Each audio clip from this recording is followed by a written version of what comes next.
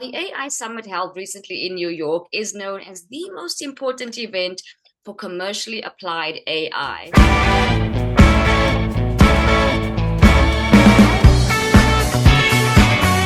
Welcome to another exciting show with me, Carmel Fisher, on the Harvest Podcast. Today, I am so excited to cover the AI Summit and particularly one of the esteemed judges for the awards. Today, please welcome Mr. Philip Panaro. He is a CEO, former founder, and former CEO of BCG Platinion. And as I mentioned, was one of the esteemed panel of judges for the AIconics Awards 2024 at the AI Summit New York.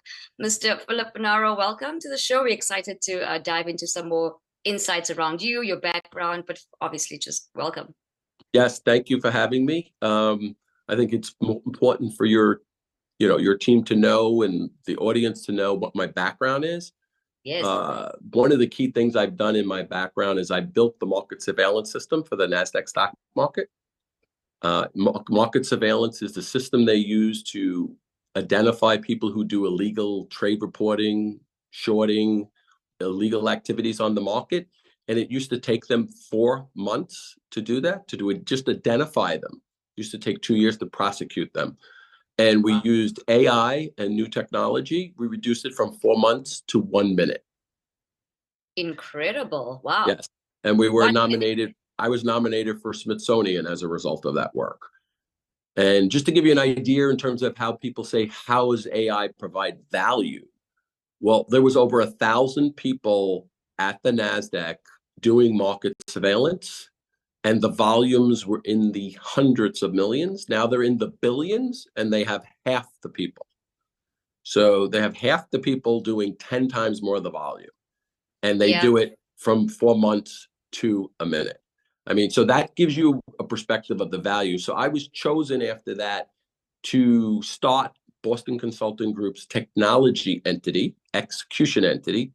Boston Consulting Group is a strategy firm, very well known, white shoe firm, excellent reputation. And essentially BCG Platinion is the key entity, is the execution arm of the company. And I started it out, and now it's generates over $500 million in revenue 7 years later. So I'm not with BCG now. I also, from the work I did, I also was senior advisor for NEOM.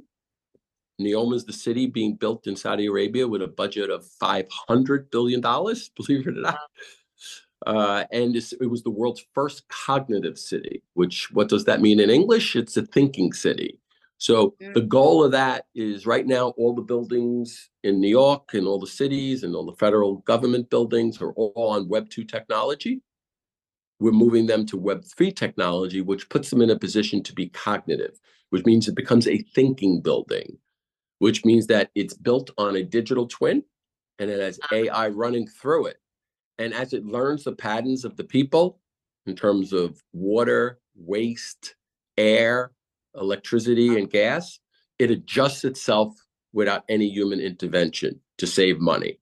And as a result of that, it becomes cognitive. And the best example of that is to think of the Tesla autonomous car, which essentially drives itself. In the future, leveraging digital twins and AI, you will actually have a self-driving building, in a sense.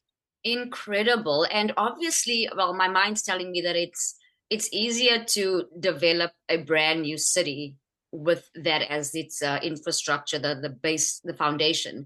How easy would it be to implement a similar infrastructure, similar thinking, cognitive city in an existing city like New York, Los Angeles, in your opinion? Believe it or not, it sounds very complicated, but it's actually pretty easy.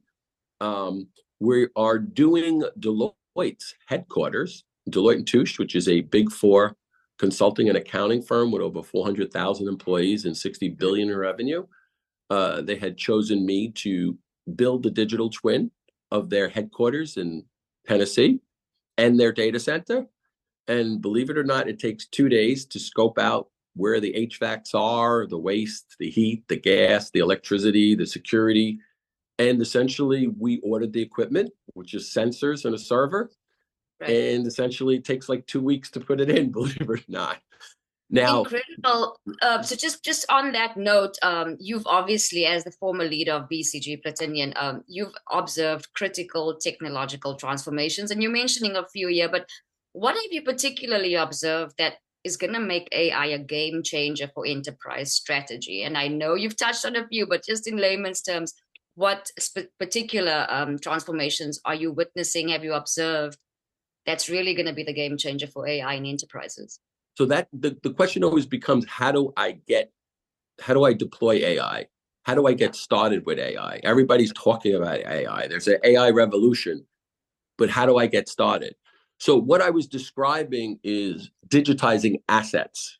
A building is an asset. That's the easiest way to get started, because once you actually build the digital model of the building and you hook up the HVAC, the electricity, the gas, the security, believe it or not, the building you manage the building off the dynamic digital model, believe it or Right. not. And to make it really simple, it's like having a meter outside your house where it happens as soon as you use the electricity. All of those components are updated in the digital model. So once you actually create that shell, then you actually build the AI into the shell in terms of building algorithms. And that's how you get started, essentially. So if the easiest way to get started is like, so for instance, I don't want to name clients' names, but financial services firms come to me and say, how do I get started with AI? And they're thinking of workflows, like trading workflows or settlement or any various work. And I'm like, that's the absolute wrong way to go about it, because there's very low return on, it's very hard to put a business case on digitizing the Forex workflow. It's very easy to build a business case on digitizing the headquarters and saving the electric bill and the waste and so on and so forth. So once you actually digitize the building, it puts you in a position to then look at what workflows could be digitized. So the first step is, in terms of getting started with AI, is, I believe, to digitize assets. So if you want to talk about an overall strategy, I believe, because I've already had conversations with the federal government and state governments, you're going to begin to see the buildings that the state runs and the federal government runs are going to start to be digitized, which means they're going to move from Web 2 technology to Web 3 technology. And by doing that, that's how you leverage AI. Right now, all buildings across the United States are called smart buildings. This is a real important point. And they're on Web 2 technology. But what you can't do on Web 2 technology that you can do on Web 3, and I'm talking about Web 3 from a 3D standpoint, not from a decentralized standpoint, is you can't do simulations, and then you can't build the cognitive model, which means that it learns from the patterns of the people in the building and it gets smarter and continuously improves. So you're going to see a shift across the entire world, essentially, in terms of Web 2 to Web 3, and you're going to see a shift from smart buildings to cognitive buildings. And you make it all sound so simple, but I guess with AI, things are becoming very simplified and yet so efficient, right? But let's go back to the AI Summit, and you being one of the panel of judges, very esteemed, of course. And so in your evaluation of AI innovations at the AIconics Awards, what specific criteria distinguishes truly transformative solutions from incremental technological improvements? So what was the specific criteria that you were identifying in the awards? So if you look at 90% of the people and 90% of the consultants, and 90% of the practitioners, they're all doing research and they're all just saying what AI can do. There's actually a very small percentage of people who actually do it. So what distinguishes is the people who were talking about it and thinking about it and researching it to the actual people who were doing it. And believe it or not, I gave you the example, doing it is actually not that hard. So my background, just so you know, in terms of building BCG Platinion, is all about execution. So I'm a practitioner first. So what I do is I actually really apply AI as opposed to study it and talk about it. And what I find out to be pretty odd and a miracle is you go to these top firms, top strategy firms, and they write all of these papers on digital twins and AI, but they have no projects they've actually done. And they actually don't even understand how to implement it. So the point I'm trying to make is you really just need to get started, and the focus should be on the implementation. Forget about the research. You learn by implementing. And Learn if by I doing. mentioned any, yeah, you learn by doing. And also you learn how to improve by doing. In fact, in reference to the Deloitte building, once we actually have that set up, the initial implementation will save, 10, 20%, which is a marginal improvement. But what will happen is as we learn, it can get to save up to 50%. So my point is the first implementation is not where you have the parade and say we won. Where AI comes into play is through the algorithms and the learning and the continuous improvement. That's why leveraging a cognitive building over a smart building will always be better, is the point. And the reason why I say that is I'm sure you know about the chess champion beat the AI machine, and then for like 3 or 4 times. And then since that, for the last 10 years, the AI machine has always beat the grand chess champion. My point is it takes time to learn, gather, and understand how to go back. So you need to just get started. Stop researching, stop writing papers, stop making fancy presentations. Just do it. 100%. Yeah. But how do you coach these enterprise leaders to view it as not just a technological tool, but a strategic organizational capability? How do you actually train them and coach them to change the mindset? Is it a big So task? this is an excellent question, because the bottom line is, I would almost say 99.9% of CEOs have no idea. And that's why the penetration of AI in the US is so low. So specifically in the US, just so you know, Okay. the US is behind Asia. Asia is first, Middle East is second, Europe is third, US is actually last. And yes, I have lots of implementations in Asia, like 30, 40, 1 or 2 in the Middle East, 1 or 2 in Europe, and we're just getting started in the US. And the reason why, and this is really the most important point, it's like a beautiful Chinese poem. If you don't understand Chinese, you don't know how beautiful the poem is. Yeah. So the bottom line is people don't understand the productivity impact of AI. And the example I always give them is the market surveillance system, which is used to take 4 months. Now it takes 1 minute. So when I go to talk to a building and I say, and they tell me how great they are and how efficient they're run. And I say, but are you run on a digital twin and AI? And they say, no. Then you're never there. Yeah. And they're like, what are you talking about? We're best in class. But you don't know. Like, my point is, when I was at the NASDAQ, they thought 4 months was best in class, is the point. And we went to a minute. So my point is, running a building on a digital twin with AI will blow away anything in Web 2. So they just don't understand the benefit, is the point, because they don't understand AI. And people, if they don't understand it, won't do it. So we look to take, leaders, people with vision, risk takers. Yeah. That's very much needed. And I think once you get a taste of it, there's no going back, right? Yes. It's really... if you think about the portfolio, like, so for instance, I'll give you an example. IKEA furniture store is a client. They had 39 stores in China. And each store, believe it or not, and I learned this myself, was owned by an individual owner, their franchises. So they all had different systems. We installed digital twins, and we sit on top of their building management systems, which were all different. So now they have standardized reporting across all 39.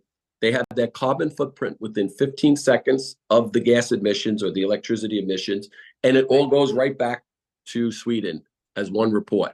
Now, if you go look at some of the biggest clients that I see in New York, they're using Excel spreadsheets to report on local law 97, which is carbon emissions. And I go meet with them, and they're like, we're good. Like, and they're doing 40 buildings where people like basically doing Excel spreadsheets. That's not the way of the future, is my point. And you can't even talk them into understanding like why they should switch. Wow, that's interesting and tied to my next question, right? What are the misconceptions? What are stopping them from moving forward in the right way to fully implement AI? Believe it or not, they always want to say, where have you done it before?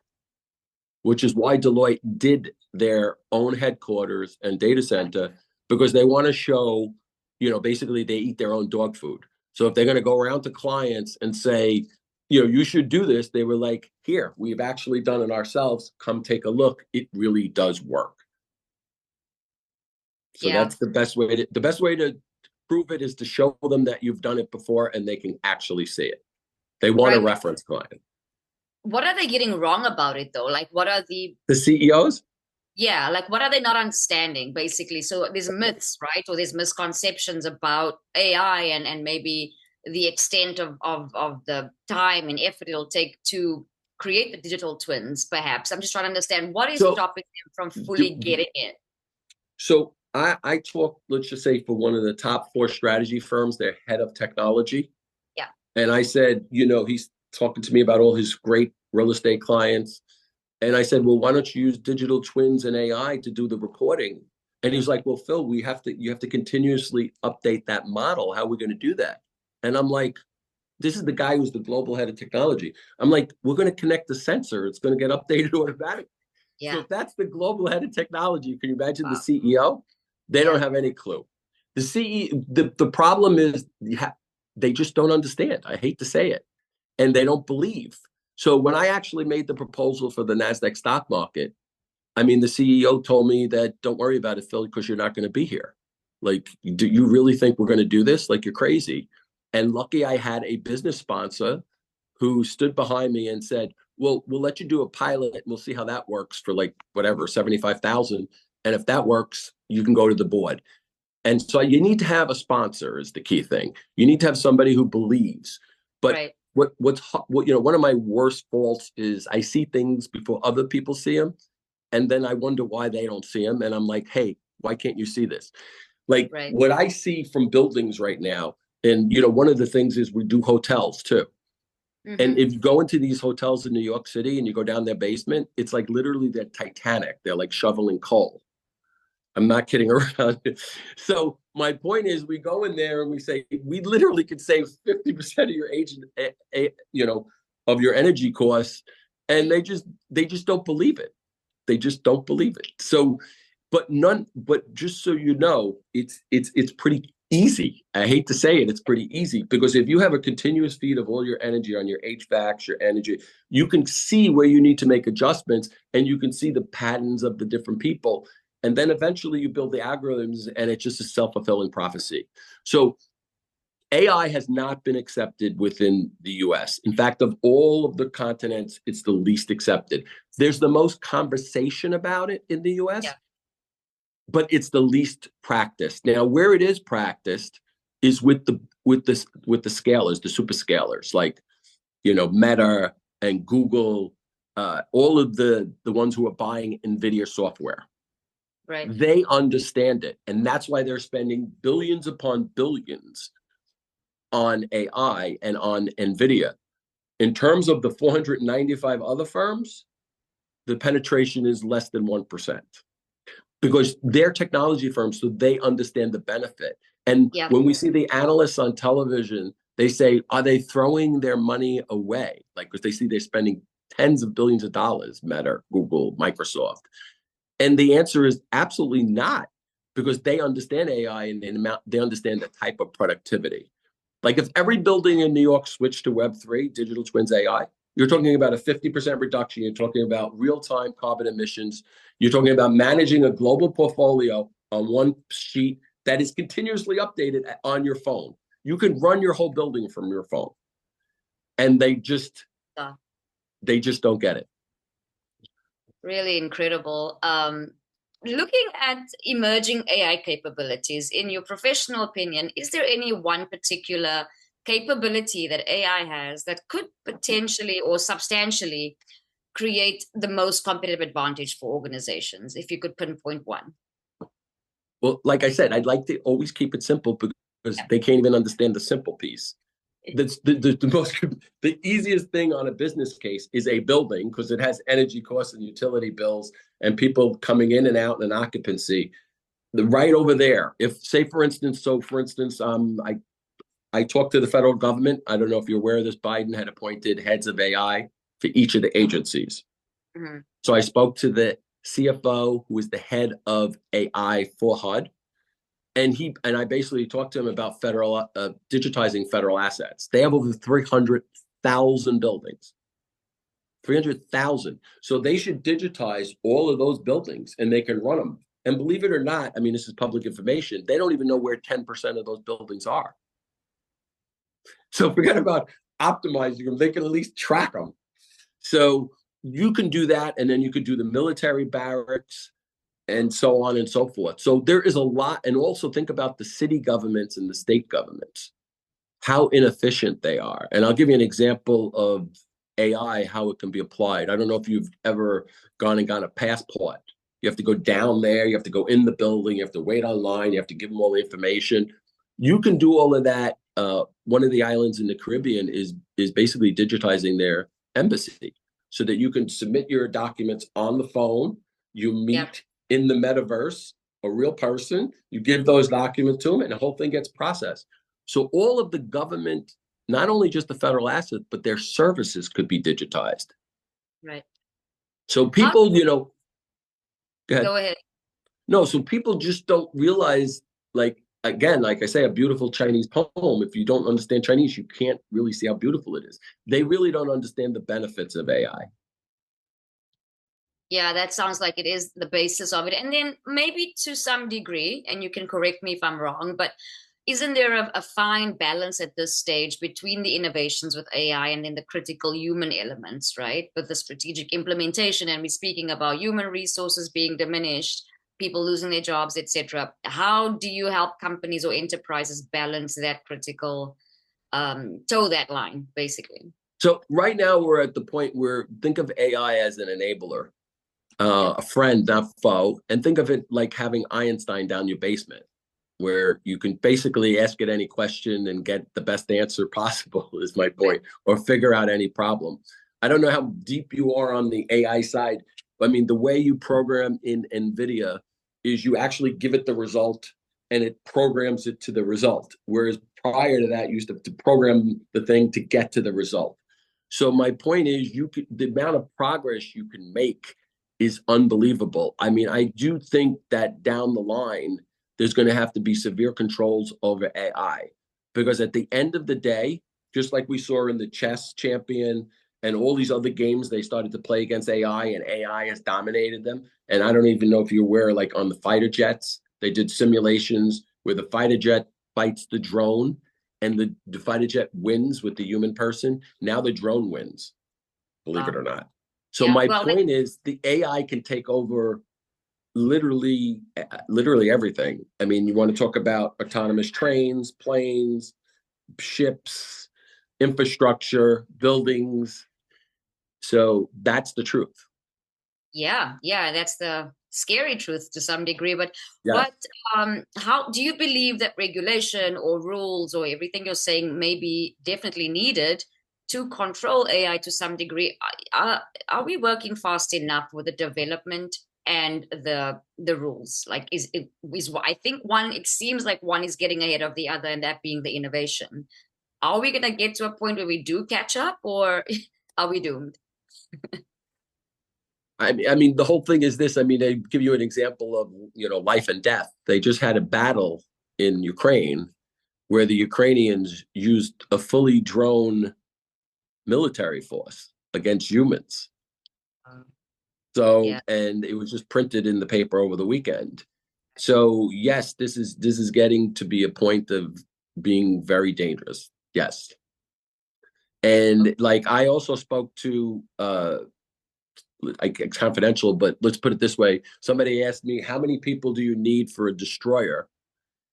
And my answer was 0. And the guy could not believe me, from the military. And I'm like, you can run the whole ship, autonomously, essentially. So future wars, there's going to be much more use of drones and autonomous warfare than there is the way it is today. But that's focused on the military. I mean, essentially, this is an important point. But people really kind of haven't understand the impact of AI at this point. There's going to be an arms race of AI. The country or the corporation that wins it will be the preeminent country or the preeminent corporation, and will be the preeminent military. So AI will be the difference maker in the future. Just like, for instance, after World War II, the people who had the atomic bomb, They're on another level playing field in terms of warfare. Nobody's messing with them. The same thing's going to happen with AI. So, but the U.S. military is definitely on top of it. Well, yep, we're crossing fingers and yet also still enjoying the benefits that AI is bringing as we go along, you know, and I think ignorance is bliss to some degree, not thinking of those far-reaching repercussions. Yeah, so I've been talking about, so what I'm basically saying is the military is progressing good. The actual government is nowhere in terms of digitizing assets and leveraging AI. I think with Musk in charge of the DOGE and Vivek, I think you're going to see a lot more around the government digitizing services to reduce the workforce and automating services. And then the corporations, as I mentioned, I think, you know, basically 90% of 90% of the spending is with 10 firms, essentially. The corporations, if these people are leaders in their field of, you know, running their corporations, they need to, the CEOs really need to start getting with it. And the problem is this, believe it or not. The problem is most of the CEOs in these corporations are old and moved up the ladder, you know, and believe it or not, the way you actually learn is by hanging out with a lot of young people because they actually know more about technology, believe it or not. But it's a huge problem for corporations right now. So if they're looking to maximize shareholder returns and I go talk to them and I say, here's your building, like, let's start off with your headquarters, we could say 50%. And they're like, I don't think we need this. They just don't get it. I mean, I hate to be so critical of CEOs in the US, but it's unbelievable. Yeah, well, you've spent enough time with a lot of them. But in your professional opinion, where do you see AI in the next 5 years? Because I would say 10 years, but things are moving so fast. What do you think the world's going to look like in 5 years? Oh boy. So I think we will move towards this from a smart building to a cognitive building. Because I said the business case is the easiest there. And wherever the business case is easiest, where transition will happen. I think you'll see a lot of transition in military in terms of ships, planes, battlefield. The government, you know, I think you'll see some level of transition there. Just the government to get anything done is very difficult, even if it's obvious. Yeah. And it seems like the corporations, believe it or not, you may not believe this, are last. Even though those are the ones that can benefit the most. I mean, they're trying to produce a P&L. Imagine the productivity of a firm that used to take something like 4 months and they can do it in a minute. What would that mean to their balance sheet? What that mean to P&L? That's the type of impact you have from AI in terms of your workforce, in terms of your productivity. And they just don't get it. Oh, well, Philip, before we close off the conversation, tell me a little bit more about what your next steps are and any exciting milestones our audience can look forward to in terms of your career and your next steps. So right now, I'm actually working with both the federal government and the state government and city governments to actually looking at digitizing their assets and move them from smart buildings, forget about smart buildings, some of them are, you know, prehistoric, to cognitive buildings, to make things easy to run as a portfolio and also to save a lot of money and to reduce, you know, greenhouse emissions too, all in one boat. And then we'll look at the workflows within the building and within the things. So it's actually much more real estate focused at first because that's the easiest business case. Also working with NVIDIA, they have the GPUs. They have the best GPUs in the world. But it's not just the GPUs. They also have the network. They have the programming tool, CUDA. And they have Omniverse, which nobody talks about, which is their digital twin application. Now, NVIDIA is used for much more enterprise applications. And I don't people aware of it. Like you can do, like I'm also was talking to the state of, Puerto Rico, and they have ports and they have hurricanes. You could do weather scenario analysis. You can actually build ports to be hurricane proof and test them in advance. There's so many different things you can do. So what I'm going to be doing is focus on the buildings, the cities, the municipalities, also schools. You know, part of my portfolio is a lot of schools. And believe it or not, it's not just the energy savings in the school, but if you have a digital twin of a school, you can run simulations on how to get evacuations for school shooters, for fire, for bad weather events, and you can do that from the digital twin in terms of running simulations. That's very important. I'm also talking to universities. I'm sure you've been on university grounds where they're so big and you get lost. The first thing is just finding where you need to go. And then once you actually build a digital twin of the campus, you can actually, the enhancement of the remote class can become more. And I'll give you an example. In Web 1, it's a fixed page. In Web 2, you show the screen. In Web 3 of the Declaration of Independence, you can actually take them into the room where the Declaration of Independence is signed. Now, what are you going to remember the most? Looking at a page, looking at a slide, the experience. So there's going to be more immersive experiences with Web 3. I think the economy, in terms of the 99.9% that hasn't been penetrated, they're going to wake up and say, holy cow, why didn't I look at this before? And the leaders will have already taken over, and the other ones will be out of business. Well, a lot to chew on there. This is Mr. Philip Panaro with me, Carmel Fisher, on the Harvest Podcast. Philip Panaro was the former founder and CEO of BCG Platinion. We'll be staying in touch with you, Philip, to keep up with all your developments. Exciting times ahead. You guys stay tuned. Thank you very much. Brought to you, as always, by the Harvest Podcast, available anywhere you listen to podcasts.